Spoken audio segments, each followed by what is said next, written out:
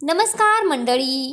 राजकारण क्षेत्रातून सगळ्यात मोठी खळबळजनक बातमी समोर येत आहे. महाराष्ट्राचे लाडके उपमुख्यमंत्री अजितदादा पवार यांचे विमान अपघातामध्ये दुर्दैवी मृत्यू झालेला आहे. आताच्या घडाची सर्वात मोठी बातमी आहे. अजितदादा पवार हे अमरावती येथे दौऱ्यावर गेलेले असताना त्यांचा विमानाचा भयानक अपघात झालेला आहे. अजितदादा पवारसह 6 जणांचा देखील मृत्यू झालेला आहे. यामुळे संपूर्ण महाराष्ट्रामध्ये शोकाकूळ पसरलेला आहे. महाराष्ट्राच्या राजकारणात दादा या नावाने ओळखलं जाणारं एक कणखर नेतृत्व म्हणजे अजित अनंतराव पवार. राज्याचं अर्थमंत्रीपद असो या उपमुख्यमंत्रीपद, प्रशासनावर त्यांची पकड नेहमीच मजबूत राहिली आहे. जे बोलतात ते करून दाखवतो हा त्यांचा शब्द महाराष्ट्रात प्रसिद्ध झालेला आहे.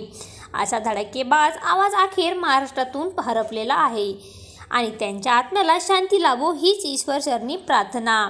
पवारांसह मुंबई PS विदीप जाधव पायलट आणि सुमित कपूर, संभवी पाठक, पिंकी माळी असे 6 जण हे सोबत असताना सकाळी 8:10 निघाले होते. तर बारामती येथे 8:50 ते पोहोचले आणि लँडिंग करत असताना या विमानाचा भीषण अपघात झालेला आहे.